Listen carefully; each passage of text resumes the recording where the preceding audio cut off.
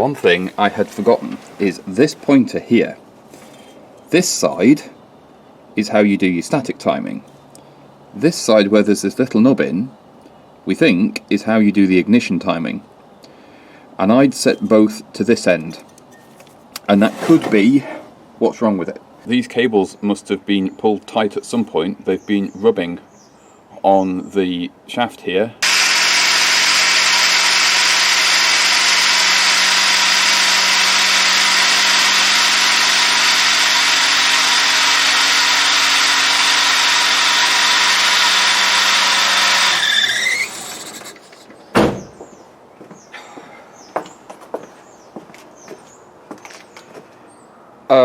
Okay, yeah, that's running all right now, but that auxiliary belt,